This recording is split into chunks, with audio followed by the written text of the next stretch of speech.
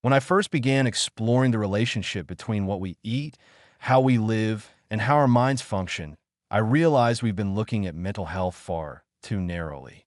Too often, it's presented as a purely psychological problem, something to be fixed with therapy or medication alone.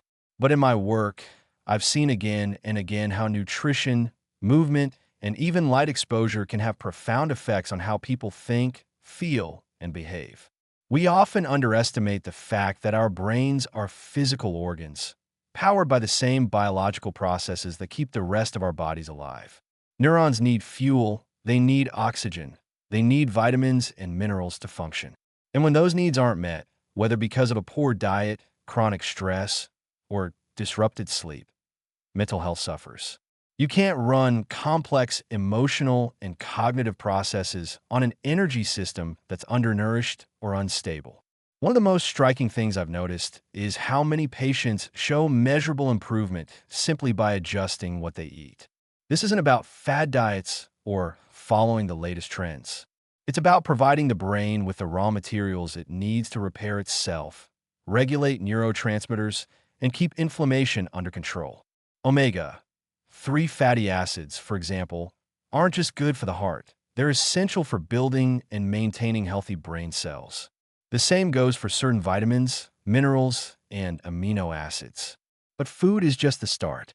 Light exposure, especially early in the day, has a massive impact on circadian rhythms, which in turn affect mood, energy, and focus. When people start aligning their daily light exposure with natural patterns, getting sunlight in the morning and dimming artificial light in the evening, they often find it easier to sleep and their mood stabilizes.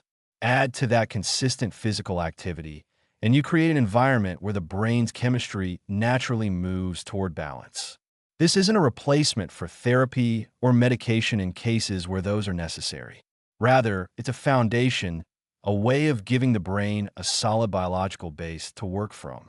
Without it, even the best psychological tools can feel like pushing a boulder uphill. But when you address the physical side, the mind often follows. Over the years, I've come to understand that inflammation is one of the most overlooked drivers of mental health problems. When the body's immune system is chronically activated, whether due to poor diet, chronic infections, or ongoing stress, it releases chemical messengers that can cross into the brain and interfere with how neurons communicate.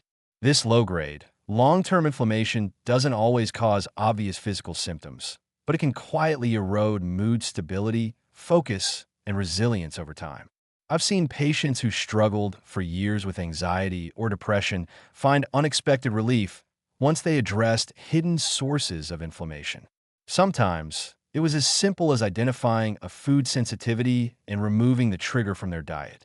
Other times, it involves supporting the gut microbiome with fiber-rich foods, probiotics, and fermented products. The gut and brain are in constant communication, and when the gut environment is out of balance, that stress signals back to the brain, amplifying symptoms. Nutrient deficiencies can also play a direct role in worsening mental health. Iron, for example, is crucial for oxygen delivery in the brain. Without enough of it, energy production stalls, leading to fatigue, brain fog, and irritability. Similarly, B vitamins, particularly B12 and folate, are vital for neurotransmitter production and nerve health. I've seen remarkable changes in patients after correcting these deficiencies: sharper focus, more stable moods, and an overall sense of mental clarity. Of course, it's not only what you put into your body, but also how you live day to day. Sedentary lifestyles are a modern trap that robs the brain of the stimulation it needs. Physical activity doesn't just strengthen muscles. It boosts blood flow to the brain, increases the release of feel-good neurotransmitters, and stimulates the growth of new neural connections.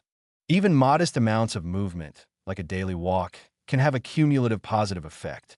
The key is to view these factors: diet, inflammation control, nutrient optimization, and movement as interconnected pieces of the same puzzle.